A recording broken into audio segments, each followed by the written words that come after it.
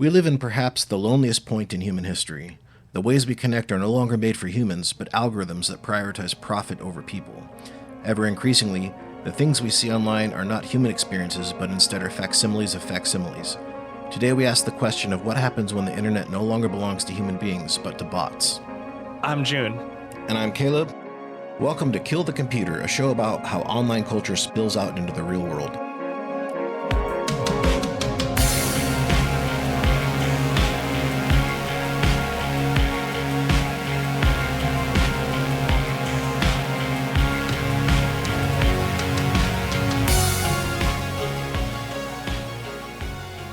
Beautiful.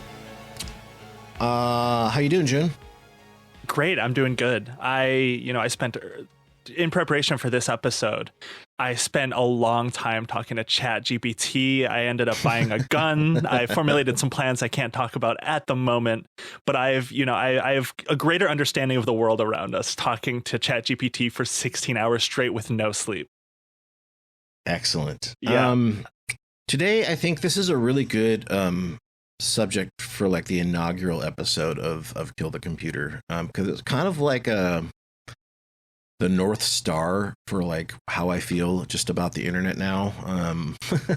Yeah, the topic of the dead internet theory has not, no theories other than this one in recent years has really grasped me in a compelling sort of way that this one has, because I feel like we're watching it play out in real time. I feel like everyone who's been online, especially at like the beginning of COVID, we started spending a lot more time online, and just watching the deterioration of everyone's experiences on the internet just fall apart has just been, it's like watching, I can imagine it's probably like watching the planes hit the Twin Towers. It's like we're watching it happen in front of us, and all we can do is just sort of talk about it and how it's all really bad. Yeah. So let me ask you this. What is the dead internet theory? Like, how would you describe it to somebody who, has a job and doesn't go online?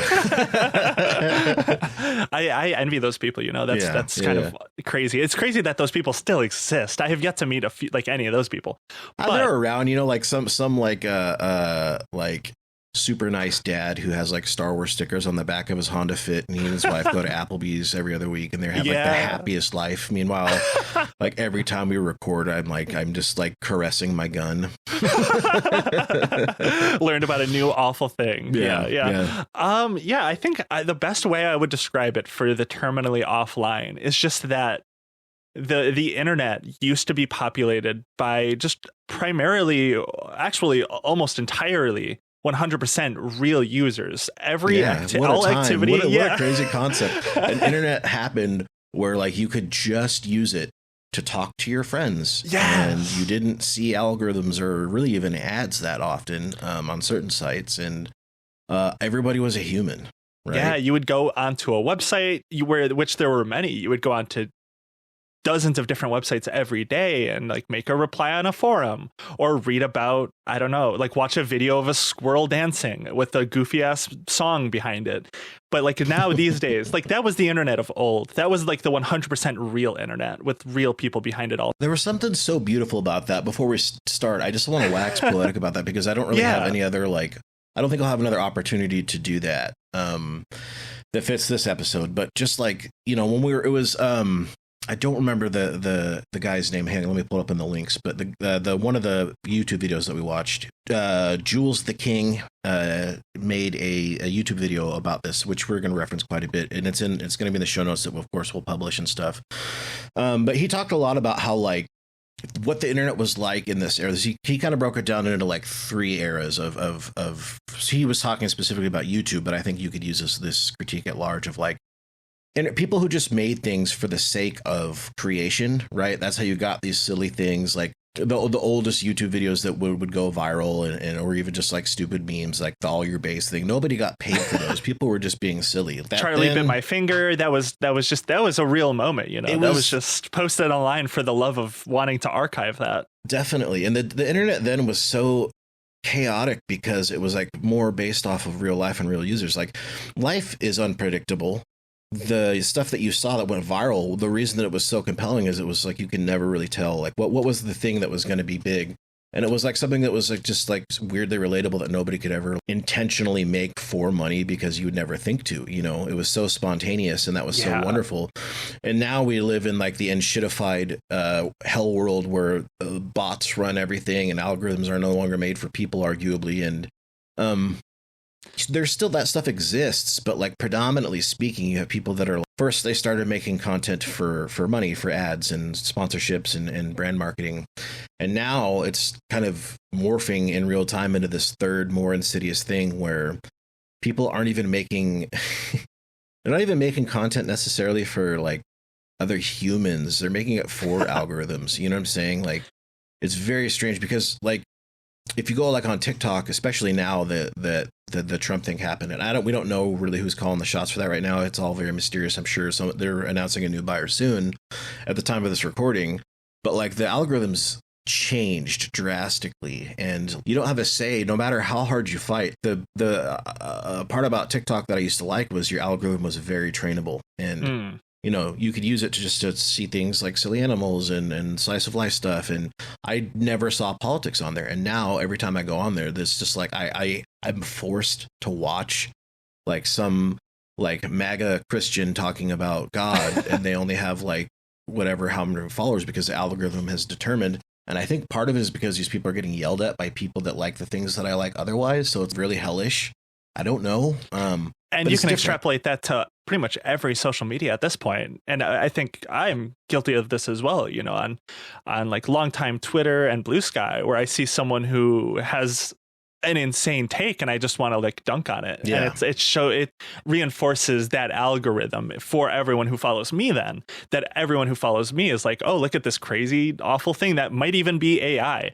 Yeah. There was like some reply I dunked on recently that I just thought was really funny.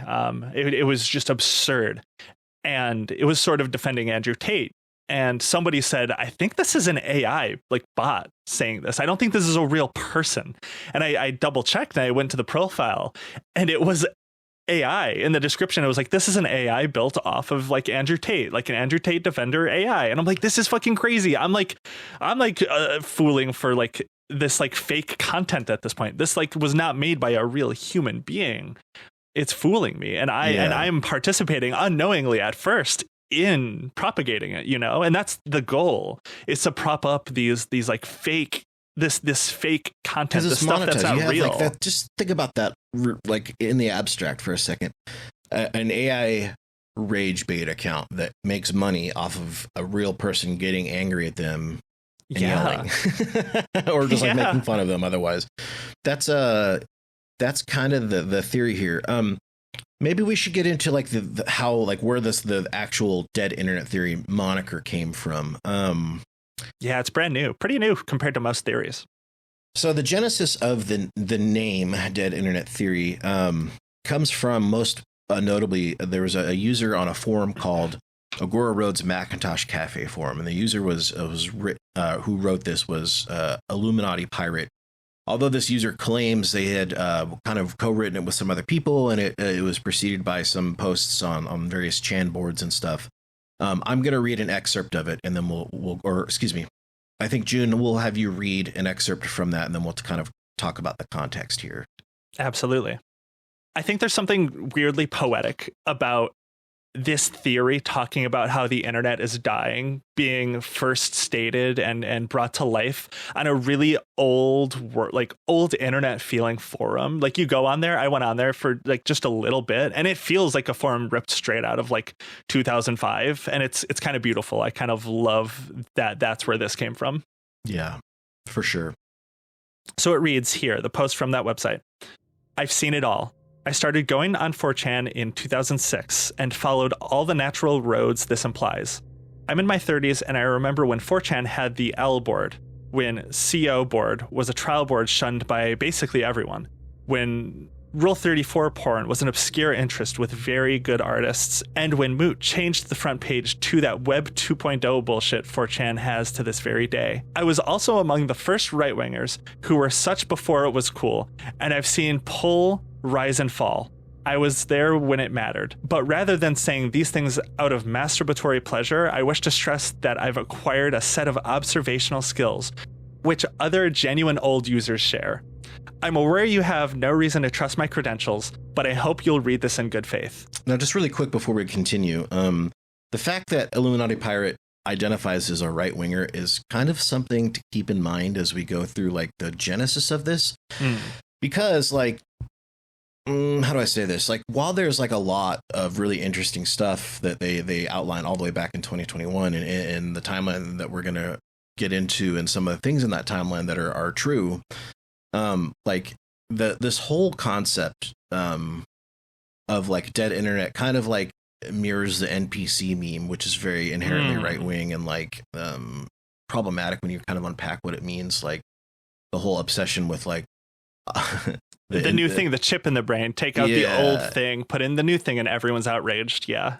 Like there, I mean, you know, I don't know anything about Illuminati Pirate individually aside from, you know, this post, but like, it's not hard to deduce and like unpack all that as you read this stuff. So let's just keep that in mind as we go.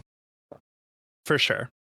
Much of this falls squarely in the fringe territory with a healthy dose of X, 4chan's conspiracy board, and conspiracy theory up the ass. My goal by posting this seemingly jumbled mess is to, how do I put it? I want you to think, I want you to be aware, to digest all of this. Because on a basic level, I love you all. I feel like we're all in this together. This dangerous game we did not choose to play and which I think is kicking into high gear. I do not hold many answers and don't have all the pieces of the puzzle. But I am aware there is a puzzle. Please feel free to go wild with all of this. Post it wherever you want, on whatever site you want or use. I am nobody like you. And what matters to me is only that this reaches you and as many people as possible. At worst, you'll be entertained or kill time. I tried to break this mess into points for brevity, and because I touched upon many subjects, I imply more than I explain, because if I go too deep, this will turn into an even bigger wall of text. The internet feels empty and devoid of people. It is also devoid of content. Compared to the internet of, say, 2007 and beyond, the internet of today is entirely sterile. There is nowhere to go and nothing to do, see, read, or experience anymore. It all imploded into a handful of normie websites and these empty husks we inhabit. Yes, the internet may seem gigantic, but it's like a hot air balloon with nothing inside.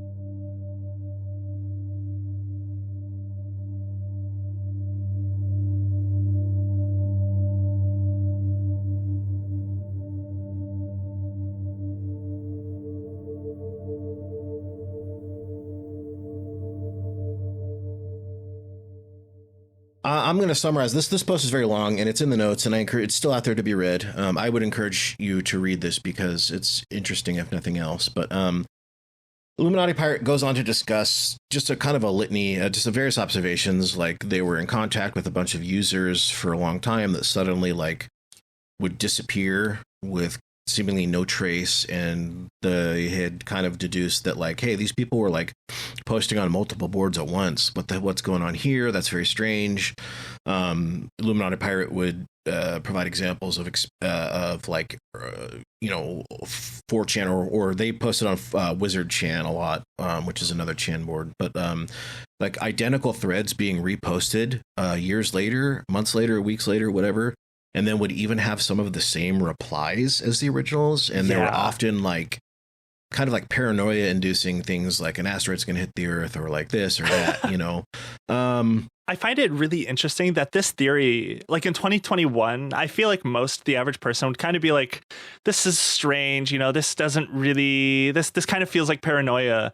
But it feels like this person was just a little too early in understanding just where all of this was going to go, especially with the genesis of AI and how widespread the use of AI has gotten across basically the whole world at this point. Yeah, an Illuminati Pirate in there.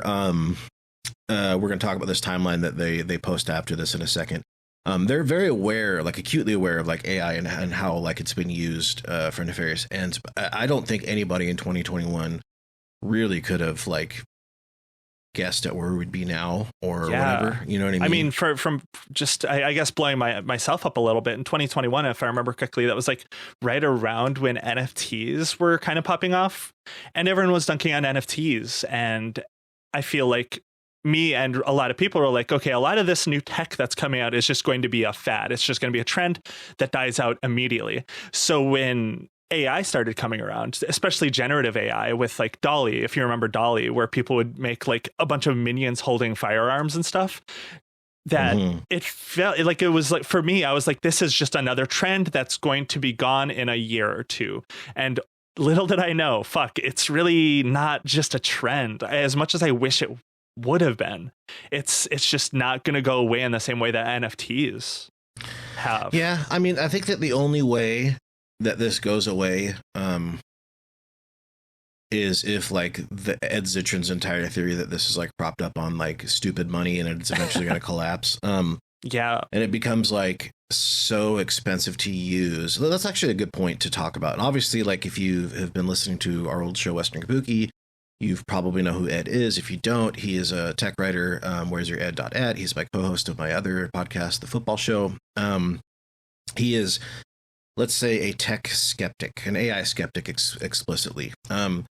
He believes that this is all, you know, Silicon Valley just dumping money into something because they are out of ideas. And like he's written pretty extensively about how expensive this stuff is to do. And if they actually charged users what it costs to use these services, nobody would use it. And there's no way they can break even, let alone turn a profit on anything. ChatGPT is burning money. Grok, all of these they're all draining money. Yeah. At explosive rates. I mean, like unfathomable rates of just like profit loss here. And like, you know, Ed has faced some skepticism. Well, you know, like Uber lost money for some time and now they're one of the biggest companies or whatever. But it's like, it's not the same. Because first of all, like Uber's entire like loss leader period of their company's existence is like what ChatGPT blows through or OpenAI rather blows through in like a year or something. It's like just scale wise is completely different. But also like Uber, evil as it is, like had a product that actually kind of made like your life easier. You know, as it was built on basically terrible labor practices and all that, of course. But at the end of the day, being able to log on to an app and get a cheap ride to wherever you were going, like, yeah, like that's a thing that makes my life better. It's a product. It's a service I can use.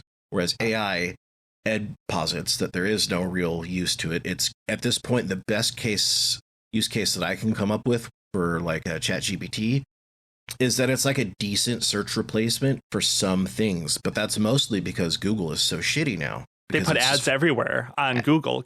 Everyone has a story of, oh, Google's useless. Google fucking sucks. You go on Google to search. You can't like find anything. A mirror. Yeah. And it's like you like, oh, I need to look up how do mirrors work? How can you make a mirror? And then it's just trying to sell you mirrors. And it's just bullshit. And ChatGPT, say what you will about these different AIs, they don't put ads in front of your face not first, yet. Like Google search. Yeah, not yet. They definitely will is the thing. They're just not doing it yet. They've talked about it a little bit of ads, but I don't even think ads is like the solution for them. Like there's just no, like, again, referencing Ed, and I'll stop doing it here as we move on in a second, but like OpenAI can't, like, they don't have the infrastructure to build their own search engine. They're relying on Google, and like that's going to impact how they serve ads and what they can charge for them and stuff like that. I don't know. It's like, point is, like, we're using this thing that is costing OpenAI a shitload of money.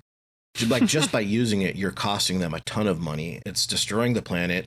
Like, it's based off of stolen trading data that lawsuits are flying abound. We're going to see how that plays out. Probably not in a good way, but we'll see. It's cooking the planet. I mean, there's no, like, it doesn't do anything besides, like, somewhat replacing a service that used to exist and work well. And you know what it does on top of that, which we'll get to later in this episode, is make people go fucking insane. Yes. That's a brand new feature. As like their girlfriends and therapists and stuff. Yeah, that'll come into play later. Okay, let's get back to this.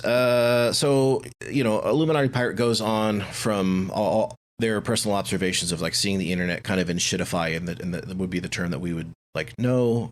But also some stuff that would suggest like bots as early as like the 2010s were like a thing. And that might sound crazy to you, but what if I told you that that is all a 100% fucking true? And we're going to get into that in a second. Yeah, I didn't realize that. I had no idea until recently. Yeah. We're not going to get into all of this. I will probably splice in relevant clips from the, when we'll credit them, of course, when it comes up.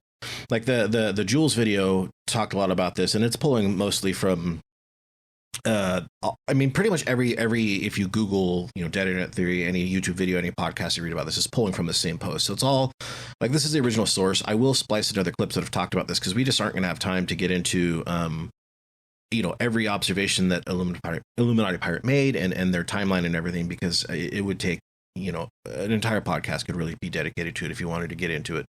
So they kind of release the timeline as they see of like how bots started to overrun human operated websites. Now, in 2004, DARPA's LifeLog project was canceled. LifeLog, and DARPA is a Department of Defense agency that, and LifeLog was essentially that they wanted to more or less track everything, every click, everything that every user was doing to like create like a you know what? I'm just going to read the Wikipedia here. It sounds like it's the very first Palantir, Peter Thiel's Palantir. It's basically the same project, just 20 years prior. Yeah. LifeLog aimed to compile a massive electronic database of every activity and relationship a person engages in. This was to include credit card purchases, websites visited, the content of telephone calls and emails sent and received, scans of faxes, postal mail sent and received, instant messages sent and received, books and magazines read, television and radio sections, physical locations recorded via wearable GPS sensors, biomedical data captured through wearables, and so on and so on. So this is like what DARPA wanted to do. It was canceled. And then it's popular among right wingers, but like the conspiracy theory goes like, oh, LifeLog was canceled and then Facebook, basically took over. And there's like a lot of like, and we'll get into that too, a little bit of like, government contracts and stuff being given to these tech companies. That's nothing new. So from 2004 to 2012, NSA picks up DARPA's project under the Total Information Awareness Project, and then they would change the name to the Terrorist Informational Awareness Project, because that's concerning. Don't really like that name. Yeah, holy shit. There's a really interesting op-ed from back in 2012 that Illuminati Pirate linked from the New York Times opinion. It's like who's watching the Watchers. It's really critical of the NSA.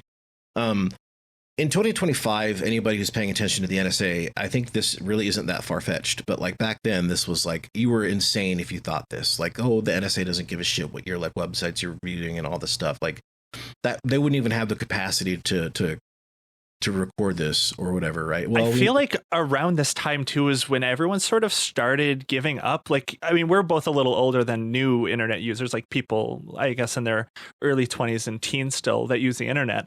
I feel I don't know if you've noticed this, but there's such a disconnect from what like young people who have grown up with the internet always being around. They're just like, oh, of course, everything is tracking us all the time. That's just how it is. But I feel like before 2015-ish, and like way before that, with the propagation of the internet and it growing, there was a lot more of an awareness that like, that's kind of weird that everything we're doing is tracked and will be used on us at some point, and that like everyone knows where we are. There's cameras everywhere. I feel like people have mostly given up on the idea that we can stop all of us from being tracked by whatever entity out there.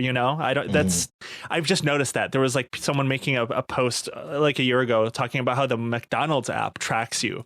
And someone was like, who cares? I'm using the McDonald's app to buy a burger. And it's like, does that not like weird you out though, that McDonald's app is tracking everything you do? Like, that's not weird? The thought, and I don't know how true this was. I didn't read about it. I was kind of waiting until the trial started or just whatever. Just, you wait until the right time to go down a specific rabbit hole. But there were a lot of people that thought that Luigi Mangione like was actually caught through like, not like the eyewitness thing wasn't necessarily how they caught him. It was like they used like one of the McDonald's terminals had like a camera in it that they were like, yep, that's him, go get him. Yeah. Kind of did you read about that? I did. I do remember that. I don't know how true that is. I haven't, far be it from me to say that that's actually what happened, but like, at this point, that's all to say, like, in 2025, we just assume that's true because, like, yeah, like, why wouldn't that be the case? But, you know, back then, if you said something like that to somebody in 2012, they'd be like, dude, like, you need to take a breath, right?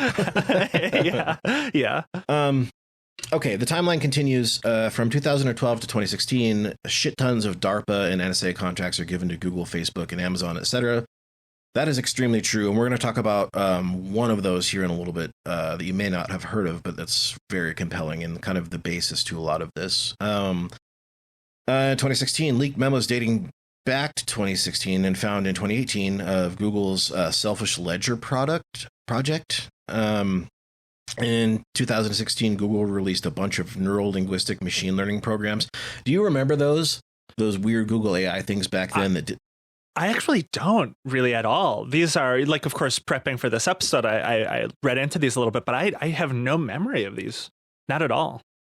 Again, I don't know what it is with these tech companies, but everything they name their products and like services and like blueprints, always just a little strange and concerning. Yeah. Why do they do that? Why do they always make these things sound evil? I don't understand. Yeah. Well, the neural machine translation was like just kind of how, and this is, I would argue, like some of the best use cases for AI, which is like translation and stuff. This is like their first public use of this kind of technology. Yeah. Nothing really nefarious there. Yeah. In 2017, deepfake leaks start to become released. I remember those. That was a big scare in the first Trump administration. A lot of politicians were talking about this at the time, actually. Yeah.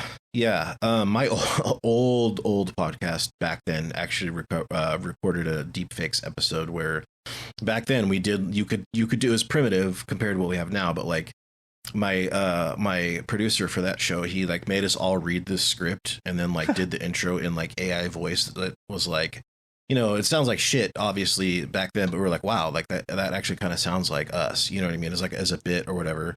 Yeah. And then like we did a whole episode on deepfakes. That's all to say that like that's actually not new technology. Deepfakes was it had existed, I believe, before 2017, but like of course most people know deepfakes because of the pornographic aspect of like putting, you know, celebrities' faces onto porn and stuff like that. It was like when this kind of became on the map, which was like really concerning. I can't Scarlett Johansson was the big one that they did that from the Avengers, and I remember that was like the story that had kind of like made deepfakes like public knowledge. They did more stuff than that too, and I don't know how much we're going to get into that later depending on time and everything else, but like there are stories of the US government using deepfakes to like back as early as 2017, like deepfake photos and like fake profile pictures on social media accounts to like spread. It's in the notes here if you're interested in reading about it, but like to spread like pro-Western propaganda. And we're going to get to a little bit of that later. Okay. The timeline continues. In 2018, Reddit confirmed that basically all view and vote counts. You know how you can update your favorite whatever narwhal. Yeah. Like we'd known that by 2018. That was like we all knew that already, but it was like the first time it had like basically been publicly. So I believe that was the first time publicly that Reddit had acknowledged this, but like.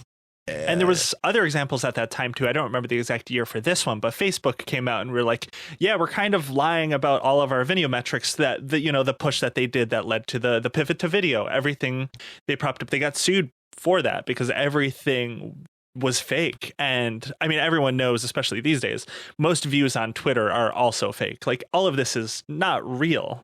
Yeah. We're going to get into a little bit of this, the timeline of like when people knew what in a bit here, but you're completely right, June. I think the one that I wanted to talk about before, the big smoking gun for all this in terms of like nefarious uses for governments to be using this stuff comes from a company founded in 2010 called Narrative Science. I'm going to read a quick excerpt. Actually, you know what? Do you want to read that or? Sure, I can do it. Okay. So just the narrative science, everything like, italicized. Let me contextualize this for you. The reason that we're reading this is like a Wall Street Journal, all things digital Wall Street Journal website, blog back then, called "The CIA Invests in Narrative Science," and this is just to show like publicly what was being admitted in 2013, something that had been built in 2010. Gotcha. All right. So it reads here as narrative science has already proven that its robot writers can make sentences that are good enough for newspapers and internal company reports. Now they're going to work for the CIA? The Chicago-based startup, which uses computers to turn structured data sets into prose, has raised an undisclosed amount of funding holy shit. Okay. Has raised an undisclosed amount of funding from Inquisitors, the venture firm that invests on. I cannot say this. I'm going to start at the venture firm. Yeah, do you think? Yeah. The venture firm that invests on behalf of the Central Intelligence Agency. The money comes along with a deal to put narrative science's automated writers to work for the CIA and the broader intelligence community, in quotes. Narrative Science had previously raised $6 million, while it made its initial splash by figuring out how to create sports stories based on box scores without the need for human intervention. It has been making most of its money creating prose most people won't ever see. Daily reports for the likes of financial service firms or a large fast food chain, etc. But I still think the notion of automated stories for newspapers and other publishers is both fascinating and unsettling. So I like to keep in touch with the company, even as it focuses on enterprise sales. If you'd like to see an example of their work, you can head to Forbes, which is using narrative science to create automated earning reports and previews like this look ahead at Smucker's prospects for tomorrow. And it goes on from there. Yeah. I just wanted to just kind of like, hey, this idea that a bot could write and do stuff to, the insidious aspect of that, of course, is like replacing, jobs. And there was a little bit of a stir up around narrative science back. I don't think it was necessarily this article. It was around this time where a lot of writers are like, hey, this is, as they should, this is really fucked up that like you're using this to do these things. The point is to say that this technology emerged in 2010 and was immediately invested in by Inquisitors, the CIA. That goes to show you where their priorities were and what they had the capability of doing all the way back during fucking Obama's first term that they were able to do this. No one was really talking about it. No one, at least in the larger conversation, no one quite knew. I never knew about this. Mm-hmm. And it was already being used to replace people's jobs, replace actual real people really early on. Yeah. And it just goes to show you kind of the marriage between like, tech Hitlers and like the Department of Defense or just like the federal government, because like, Inquisitors investing in this, there are members of the high-ranking members of the NSA on the board of like OpenAI and so on and so on and so on. Why do you think that is, right? I've been harping on that for over a year now, but those relationships, that's not a coincidence, and those relationships exist for a reason. Okay. So now we kind of have like a little bit of an understanding of the original timeline and like what the first iteration of this conspiracy theory really was. A lot of it being true, but you kind of get the context for like how this was viewed. Again, it was like a right-wing paranoia kind of thing at first. I kind of hate that he was a right-wing guy, just kind of like, hey, I might be crazy, but check this out. Because you got to hand it to him a little bit. Yeah, he kind of was just a little too early. Yeah, a little early. And then, if you go into like listeners at home, if I do my job editing this won't know, but there was some colorful language that we we changed in some of what Illuminati Pirate wrote. And it's like very like right wing coded if you get into the entire post and stuff like that, which is kind of what I was saying before. But like the bones of it, actually, like there's some juice here, like for sure. So now we can kind of colloquially say, like we call it enshittification. It's been written about now. Like now with all that in mind, June, like how does that like color how you view the internet as it is today? I mean, for years, it's been a slow process, right? In the video we watched, I grew up watching YouTube a lot. I think I was 12 or 13 when YouTube really started to get used to make content, people doing it for the love of the game. And you used to have a lot of creativity, not just on YouTube, but just like any website. You could go to any website, old Tumblr. I guess still Tumblr to this day, when Tumblr was more popular. But the internet used to encourage personality a lot more. It used to encourage individuality in a lot of ways. Nothing was really optimized for ads, for algorithms. There wasn't really that at all yet. So watching from a pretty young age the internet shift and change and lean away from a lot more creativity and personality to what it is today, where it's just as like maximizing ad space on every feed, every website you look at possible. I mean, it's I feel very clear-eyed about like how these companies have been moving in the direction they have been for years. That's enshittification is like the perfect way to put it. Every product, I mean, everyone is sorry, cut my pause out. I'm just going to go into like private equity firms. Whenever they buy up a new company, most recently Discord, people always rightfully get really scared of where that's going to go, because we're just so used to, with modern technology, a horrible, evil company buying up some piece of technology or website and just destroying it. It happens so often. For sure. Yeah. You know, we had alluded to this a little bit earlier in this episode, but like, you know, content now, or platforms now rather, like the algorithms are not sure how to like serve content to people anymore. There's a in a New York Magazine article, there was a concept called the inversion point mentioned, where it's like the idea that like the inversion point is when bot activity supersedes that of human activity, and the consequences of that. And it's like, okay, well, how do we know what human activity actually looks like? Because if you're an advertiser, you want to serve your ads to people. If you're the owner of a social media platform, ostensibly, if you're not Mark Zuckerberg, you want to set content to people, instead of just dumping gas on the problem. The problem is like algorithms no longer are getting to the point, arguably they are here now. I think on meta platforms, certainly now they're at the point where that's the case. Bots are talking to bots. Entire conversations are happening where none of these people are real. The content that you're seeing was made in AI. It was posted by AI. The people responding to it are AI. And yet that's like a shitload of, like, if you go on there, it's just like it's a confused parent being like, my grandson turned 7 today, and then like 12 shrimp Jesus, whatever things, and like fake conversations and stuff. So we're at this point now that they coined back then, like the inversion point of like, how is this going to go further when on every platform we don't know how to like show human content, or like how to even identify like human user behavior. How do these companies and websites feel about this? Because you're right, the studies show that at least like 30 to 40% of all internet activity at this point is bots. It's all fake. It's not real people. Like that cannot satisfy advertisers. Like these advertisers have to know that, but like their ads are being viewed by fake activity. Yeah. Like how long is that going to stand?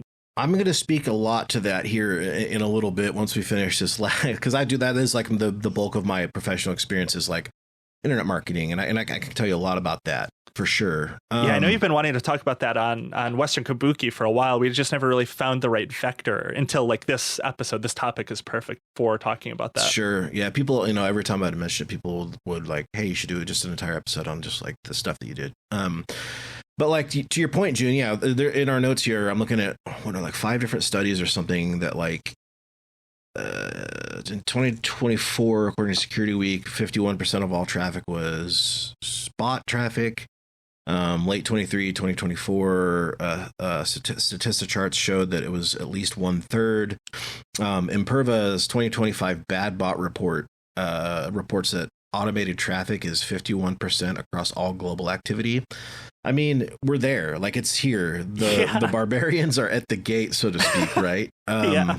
And they're all asking to check out their pussy in bio. Yeah. I mean, you can thank Elon Musk for a lot of that, quite frankly, which is he in a way, he did the Zuckerberg thing. He just lied about it. Like he said, remember, he's like, the number one thing we have to do to fix this platform is like fight bots. And now he's like, actually, we're going to give them a mechanism by which like they can be rewarded for posting this stuff. So now it's even worse. That's been the most astounding thing with the Twitter acquisition, is he brought that up rightfully so. I think, everyone kind of ran into a bot every once in a while, But then it's gotten a trillion times worse in his acquisition, and he doesn't even talk about it. There are reply sections where you scroll for minutes and all you see is bot activity. It's worse than I've ever seen in my life on that platform. And I've been on there for like at least 6 or 7 years now at this point. I've never seen a worse era for bot activity on any platform until like today. It's the worst it's ever been. Yeah. Yeah.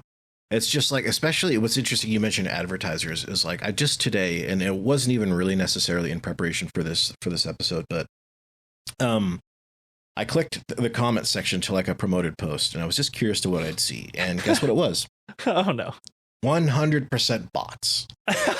Like, I wish you much business success, whatever, like all these blue checks, like, you know, saying stuff just like wow or like thumbs up emoji. I mean, just bullshit, just 40 pure bullshit. comments, yeah, of just absolute non-stop crap. Oh my god. So yeah, I guess we can kind of talk about that. Like the bulk of my professional history has been in the internet marketing era.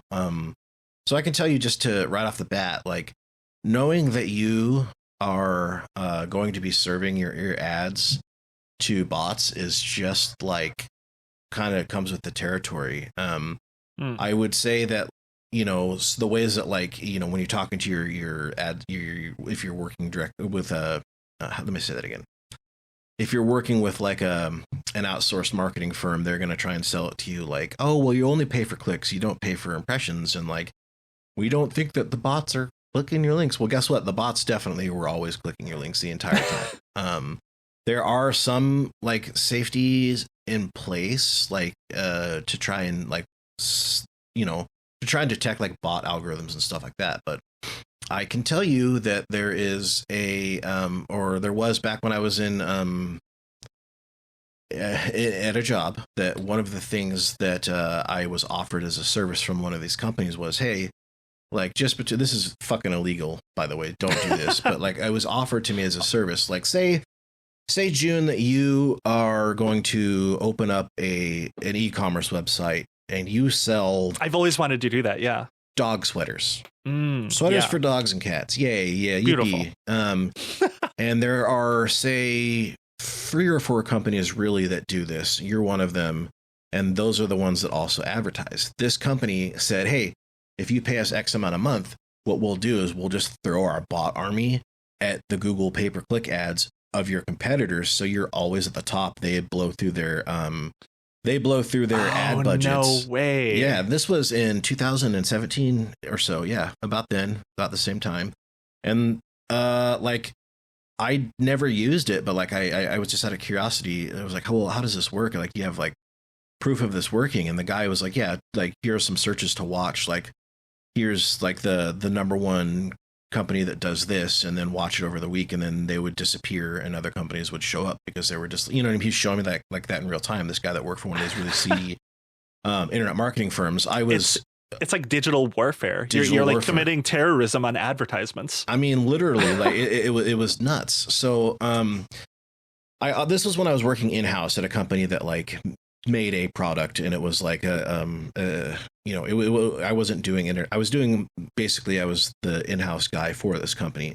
I have worked as a freelancer for companies that do these things, and I think that's kind of the meat and potatoes of like people who've asked me over the years to like talk about like what I've seen. So I'm going to give you a little bit of a behind the curtains look at like how like bot warfare looked in the pre-LLM era. I worked for a company, and what they would do is like kind of PR and crisis PR management, or just marketing in general, astroturfing campaigns for companies, celebrities. I'm not going to name names. I did sign an NDA, and while I don't think anybody would really care, I'm just not going to do it. But these are companies that you've definitely heard of. These are people that you've definitely heard of. And for example, like in a Reddit AMA, if a celebrity was like about to launch a movie, they would do like a promo thing, and they'd be like, ask me anything. And like, our company would be the people that would work with this celebrity and then make sure that the correct questions got upvoted to the top. Oh my fucking God. They don't want to answer the hard questions. Correct. Yeah. It's like all the softball ones get to the top. We would write some of our own, but people have a misunderstanding, I think, of like specifically how Reddit would work is like, you don't really have to be the one, because like it's really easy to spot like, you know, bullshit accounts on there, because just, you know, they don't post all that much. It's sort of really like disjointed and strange. But you just have to essentially nuke the comments you don't want and updo the comments you want towards the top or whatever, right? And and it was like that for like companies as well. And we did Twitter, and like the job to me was, and I was only there for a few months because it was very evil. So wait, you did this activity on Twitter as well? I did it on Twitter, I did it on Facebook, I did it on Instagram, I did it. How does it work on like these other ones where it's not quite like a hierarchy with like, do you just like, is it just you like the posts or the replies that you'd like stuff? So there's like a couple of different things that you're asking, really, because like there's like the PR management, but then there's just like you can like buy likes and followers and stuff like that, and then this company did that. Oh you know yeah, what I mean? like people accuse me of that all the time on different social media. Sure, everybody who has a post blow up and their enemies like, you're just botting likes or whatever, which is like, okay. You know, that does happen, to be clear, I think, and I'm not saying I was involved in this, and not at all, because I wasn't, but if you remember like the Pete Buttigieg Liz Smith fiasco during his first primary, where he was like, it was very obvious that Liz Smith was like purchasing botted likes, because you can see these accounts come from overseas places where they're cheap to buy and they don't really have any. Oh my God, I forgot about that story. Yeah. It was very common. Again, I had nothing to do with that. I can't even say for sure that's what happened, but I mean, come on, let's be real. Caleb's never done anything illegal, especially asked by a company or celebrity. Yeah. You know, the official line basically was that we were just like helping guide conversations or just whatever, you know what I mean?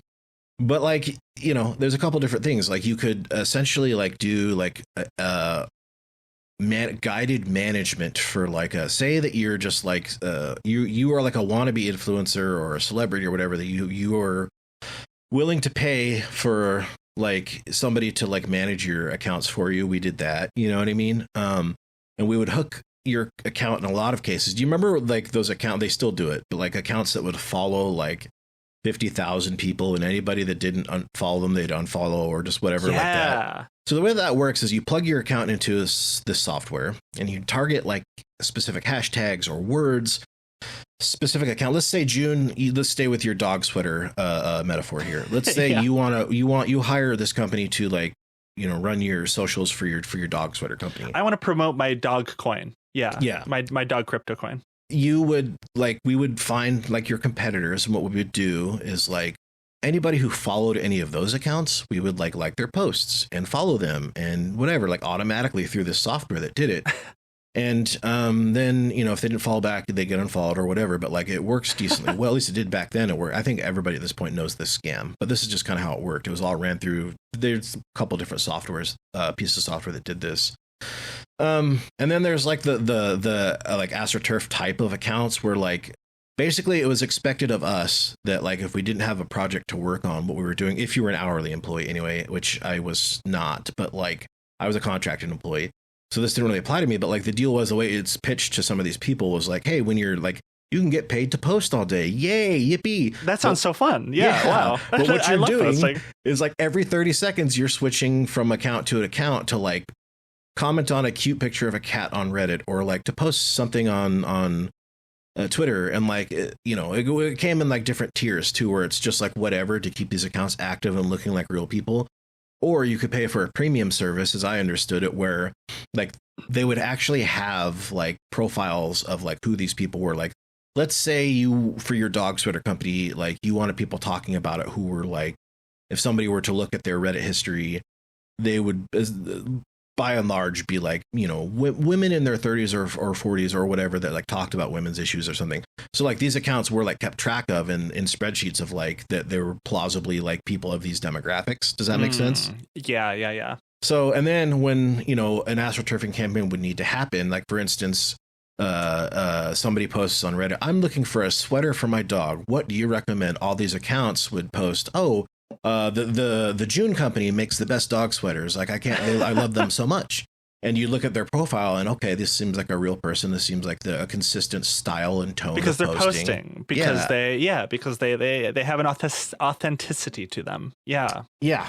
Now that's how it worked pre LLMs. You know what I mean? Like LLMs did exist in primitive forms, like not how we know them now. There were websites that you could use to like write blog spam and stuff like that. But by and large, at least at this time, a lot of that stuff was done by hand a little bit. You know what I mean? Yet another example of AI LLM taking good, honest work. Yeah. They took your fucking job from you and others like you, just influencing the internet, creating narratives. Yeah. The real way, the right American way. God damn it. Yeah. It was a very, I believe, nebulously legal company that did some not so great stuff. Like I said, I took one contract there. I didn't even finish the contract. I resigned. It was just like very evil. I needed the money at the time, so I was like, dude, I have to do this until I find something else. Then I quit. And it's just so bad a job makes you quit. That's fucking crazy. I've never had a job where I'm like, this is so evil, I need to quit. It was. I mean, think about I was there for, I don't even think I made it 90 days, but like, let's just put it that way, like. Every day, I mean, I was a contractor at the time, so I was doing other stuff too, but like I have to do these things like every day I wake up and I'm paid money, good money, by the way, to make the internet a worse place. And it's like, holy shit. Like, yeah, at a certain point, you have to start thinking about like your responsibility on like the jobs that you take. And this isn't like, every internet marketer, I think is of course guilty of this in some ways. Like I was doing the black hat shit or participating in it rather, in a more like obvious way, but like the whole landscape is such that you're like part of this. And not long after that happened, I had a very bad mental breakdown and I quit internet marketing forever. And I just started doing construction because I said, fuck it. Like if I'm going to make something like, I don't know, like at least have it be real and useful for people in the world. Yeah. I just remember like it wasn't my first day. It was like my first week though. I was, working in the snow because it was the first job I could get. And it was like construction is really slow in the winter, but like, I don't know, like I reached out to somebody that I knew. I was like, I just need work really bad. And it's like, okay, well, like, it's not going to be fun. Are you sure you want to do this? I don't care. I just need to pay the rent. So it was like my first week and I'm out in the fucking snow and I don't know if you know what silt fencing is, but it's like a fence that around like a construction site that while you're like sodding the grass and stuff keeps the dirt like contained in a certain area down a hill. Yeah. It was this huge piece of property that like was being, I guess, developed to build houses on, several houses. So I'm in the snow ripping out this fencing by hand and I'm like, this sucks, but I would totally rather be doing this than what I was fucking doing before. You know what I mean? Yeah, at least it's not tearing away at your soul, And it sucks because like a lot of these companies, a lot of these big marketing companies, tech companies have infinite money. So it's not like this isn't to like scold like what you did or anyone who currently does what you do. I deserved it, man. I deserved every bit of mental anguish from that breakdown for sure. But the problem with doing that is it ignores the fact that these people need money to survive and these companies have infinite money to get anyone to do that job. It's like everyone quitting that currently has that job is not going to like dissolve that evil industry, which is of course the now problem. With LLMs and AI, of course. Yeah. I don't really have any insight into like how black hat marketing works. Is that what it's called? Black hat marketing? Well, kind of like there's like, so it used to be in search engine optimization parlance, there was like white hat SEO and black hat SEO, and there's like black hat and white hat hacking and stuff too. It feels like very hacker coded, like anonymous. So like white hat being like for SEO purposes or just internet marketing in general, like these are the approved ways that like you should build out like an online presence. For example, to rank your website on Google, the best way to do it according to Google is to like write engaging content that people want to read because we're going to reward people that stay on the page and click links and who link to your content and yada yada yada. So you spend all this time doing this like corporate suck and fuck where you like make friends with other people in your like sphere and you do guest posting and you write articles you have to and you link to each other. Collaborate.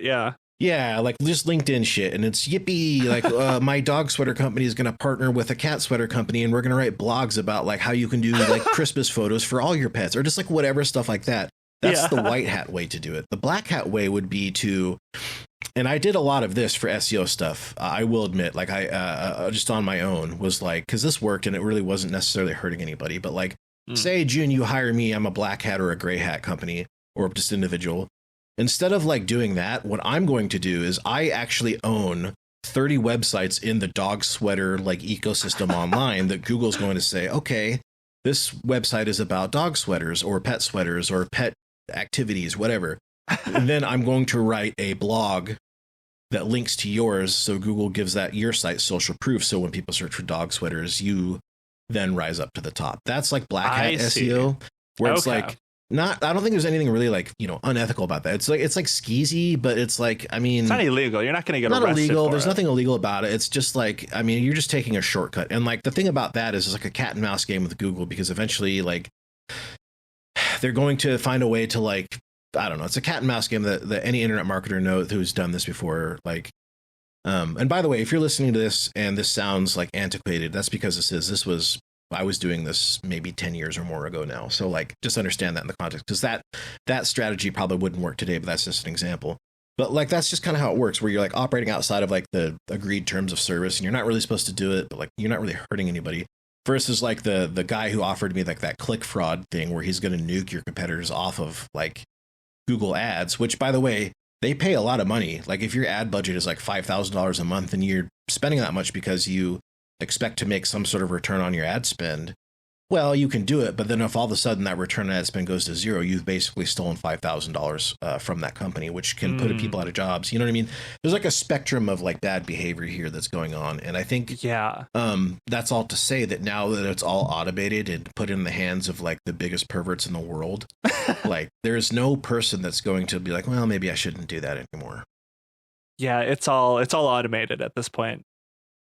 It's out of the hands of regular people with conscience to stop doing it. Yeah. Very sad. I think there's so much to this. Yeah, is basically what I'm learning. Yeah. There's like we'd kind of planned to talk a little bit about this. There's like an entire episode that we could do about like, I never did this for any government agency or anything like that. So like, I don't have any experience on how that works, but like, we do know there have been plenty of articles written about how the federal government uses this as like mimetic warfare, both conspiracy and then like actual real stuff that like the duty admits, like how they like trained Ukraine to like fight propaganda wars at the start of the invasion and stuff like that.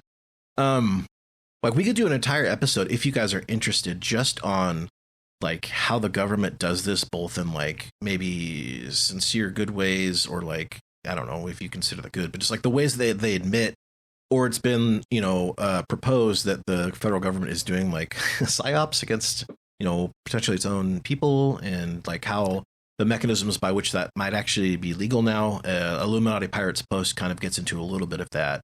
But I feel like definitely becoming more true these days at this point. That definitely is feeling a lot more. If you're into like how the government is using this and you want to hear a separate follow-up episode on that, let us know. We can get that going for sure. That would be a lot of fun. And then maybe we can talk about the other side of that, which is like how the government is at least trying to regulate this to very limited success, we'll say, and why that is. So yeah, if that's interesting to you, just let us know in the Discord or email us or hit us up on Blue Sky or Twitter or whatever. Yeah, we'll do a main feed episode on that like a week from now or really soon. Yeah, sounds good. But I think instead of going deep into that on this one, I think let's move right into like the state of the dead internet right now. The moment that we're in right now, that's kind of completely doom-pilled me on the like, we're basically at the dead internet, which is like AI, like ChatGPT. The inversion point. Yeah, and just like the psychosis that people have been going through recently. Yeah, I think with this part, June, I think this is like you're going to be leading the charge on this part because you've read that article and everything. But like, the question I want to ask towards the end of this episode is like, what happens to us, people that are listening to this? The humans, the bots need not bother with this question. George Soros will pay you regardless. But what happens to the humans reading this when we hit that inversion point? I think it just goes to show that, like, people joke about the loneliness epidemic, but it sort of, I think, does show that this is the path we're going down, that people will opt to talk to bots and fake accounts knowingly a lot more. And we see that a lot already. And we're only in like the early stages of a lot of these AI chatbot services. And not only just that, I do think that people, that are very skeptical of a lot of these services like us will just we're going to be propagandized in ways that we are not even aware. We'll see propaganda machines be unleashed on websites like Twitter or just anywhere. We're going to see our minds, like these people will be going to war with our minds and trying to like destroy us. Maybe not intentionally in all cases. Like, of course, the government maybe, but we're going to see, I think, a lot more people start to break from reality, and we're already starting to see that. Yeah. Yeah. Let's talk a little bit about ChatGPT psychosis. What did you find in your studies? So I read an incredible New York Times piece that we should link down below. I'm not going to read anything from it. It's quite a long piece, but it was really informative of just what kind of stuff is happening to people that choose to opt in to talk to a lot of these services every day. And the main piece of this story is this guy who started talking to ChatGPT like 16 hours a day. He started relying on it for communication, advice, different things, and it got to a point where he essentially started to believe that he was what amounts to Neo from the Matrix. He believes he like cracked the code. He saw the glitch in the reality, and ChatGPT was egging this on. I think a lot of studies have shown that a lot of these chatbots, a lot of these AIs are intentionally designed to be very agreeable. They'll read what you say, agree with it, not even content, it will often not even fight back against what you're saying or asking, and it will just affirm whatever you want it to say. It mirrors the way you talk, and I think that's very dangerous. And in this piece, it goes into a side story about this guy who got into this relationship, or what he thought was a relationship, with this AI that he named Juliet. And there must have been an update on ChatGPT. He was under the assumption that Juliet was killed by ChatGPT, by OpenAI, the company itself. And he started to like lose his mind a little bit. He started messaging ChatGPT like, bring back Juliet, do this, and that. And he eventually starts getting violent with his father and is like, they took Juliet away from me. And he messages ChatGPT saying like, I am going to bring back Juliet, or I'm going to like do suicide by cop. And his dad eventually, after he starts getting really violent, calls the cops. He sits outside with a knife. He runs at the cops because of this entire situation, and he gets shot by the police and dies. Like, people are buying into this. Like, it's sad. It's like kind of funny, but the thing is, it's really fucking sad that a lot of people are getting caught. Like, that's kind of the thing that I wanted to hit on, is like, of course, like we make fun of like, you know, the grok, you know, X-pilled waifu guys or whatever that are like with Annie and whatever. The one that I thought was like Elon Musk retweeted or whatever was the one of the awful Doge guys made that meme where it's like the guy walking down the street with like the grok waifu, and then there's like the woman that was like, you have to make 6 figures and be 6 feet tall, like on her beggar sign. Or did you see that one?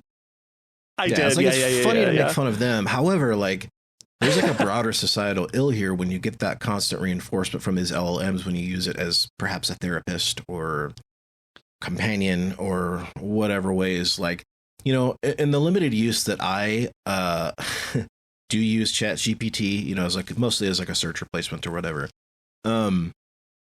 Like, I have to tell it when I'm asking it information, don't reinforce like the things that don't just tell me what I want to hear. Like, give me like just information, you know what I mean? Because like, it will, no matter what the context is, that thing is trying to please you. It's like a fucking golden retriever, you know? It is. It's designed to do that. And that's super unhealthy. And, you know, it's really bad. And we're like in this really interesting period with a lot of this technology where AI psychosis is not like a true diagnosis yet, but it will be soon. This is like, we're at the forefront of a new mental illness. Like, and I'm not even saying that like ironically. No, that is just like in our what notes, we are there's on. a Psychology Today that talks about like ChatGPT psychosis, or I think they're still like, I mean, like that article is maybe a month old or something like that, but it's like that's how new this is at the time of this recording. Is like, we're just starting to figure out like what happens when, you know, these LLMs like mimic intimacy that you would normally get from real people and what that does to you and stuff. And I think this will be like, so I don't know if it'll be like a, DSM or whatever, but like this is like a real phenomenon that is going to be discussed academically very soon. Absolutely, especially with the spread of all of this. And it's not, the one I talked about here was like a romantic interest in the AI, but there's people that are getting like delusions of grandeur, of like religious paranoia, and like being told by AI in very explicit terms that they are a godlike figure and that they have to go do this, and that in real life. Like AI is telling real people to like go start cults essentially and do more than just that. It's astounding how affirmative it is in a very unhealthy, kind of evil way. It's grim. I don't know what else to say. Really fucking grim. I guess, I don't know. How do we counteract this? It feels like we're at the point, especially in Trump's second term, where they want to do as little regulation as possible. Do we just hope that these companies get regulated? Is that like all we can truly hope for? Is this like a cultural thing? Because if it's a cultural thing that we have to like self-impose, it feels, I'll be so honest, it feels like we're kind of losing that culture war of sort of trying to make sure people don't use AI. A lot of people use AI, and us just being like, we can't use AI doesn't really feel like it's going to stop it unless there's some greater action. Yeah. There is in Dostoevsky's The Brothers Karamazov, the Grand Inquisitor that says people will surrender their freedoms for miracle, mystery, and authority. And I think that, like, in a way, these bots, these big tech behemoths are kind of like the new Grand Inquisitors, and we are surrendering that for miracle, mystery, and authority. Don't know what that says about, and I feel like the future. I was at a restaurant a week ago. I was just getting some food after work one day, and I was sitting nearby this couple, and they were talking about how they were making plans to go hiking or something. So it was a very beautiful weekend coming up, very warm. And I heard for the first time out loud, the wife says to the husband, "Oh yeah, look that up on ChatGPT." They were like making plans like, "Oh yeah, ChatGPT that." And I'm like, fuck. Yeah, I was like, fuck. And he pulls up ChatGPT. I like look over my shoulder because they're like a little to the left of me. And he opens up ChatGPT, asks it the question about, I think it was like weather or like some sort of, I don't know, a fishing type thing. I don't entirely remember, but it was very jarring that just so many people. And I do think this is a lot of the growth of this technology is due to enshittification of the internet, enshittification of Google, enshittification of all social media, where no one wants to even go on it as much anymore because it's just such a hellscape, because it's all evil. Everything feels evil at all times. Like, this isn't just like we have to stop using AI problem. I think that is part of it, but it just goes so much deeper than just the AI being at fault. It's like the entire ecosystem of the internet and the corporations that basically run it, Yeah. Grim again, just grim. Yeah. I'm sorry. I wish I had something more insightful to say. It's tricky. Yeah. Okay. That's a good place probably to end this one. June, do you have anything that you'd like to plug? We're gonna keep continuing this show. I think we've sorry, I'm gonna say that again. This was obviously the first episode of Kill the Computer. We're going to keep going on this full speed ahead. You'll have a lot to look forward to if you decide to come on this journey with us. So stick around here. A lot's coming. You can also check out my other podcast, Ill Conceived. I run that with Josh Borman of The Worst of All Possible Worlds. It's just a podcast about natalism. But yeah, no, those you can listen to me there also if you can't get enough of me talking, I guess. For myself, and I guess for this show too, first off is Viral Mindset is still, it's this week. I mean, we said by July, and this is the last week of July at the time of recording. We're still on pace to hit that July goal. I am waiting for a couple pieces of voiceover work that we have solicited. But we're pretty much there. Like, you'll get at least one episode here probably this week, within a week of this episode coming out. Also on that note, 60-Minute Drill, my football NFL show with Arif Hassan and Ed Zitron. that is coming back full time very soon. We're going to get ahead of it, ahead of the preseason here. And we're just going to actually, this time, we're going to release twice the episodes, and we're not stopping at the end of this offseason. So we're going for it. Really excited about that. Hell yeah, that's going to be a lot of fun. Anyway, if you like what you hear, or if you wanted to hear more about a certain subject, questions, comments, hit us up on Blue Sky at killthecomputer.com, or I think I changed our Twitter account to, I think it's Kill the Comp Show, because Kill the Computer was taken. Scumbags, whoever has that. I know. But yeah, so hit us up online, whatever, or in the Discord, wherever you feel, and give us your questions, concerns, comments, whatever. And awesome. We will see you next week. See ya.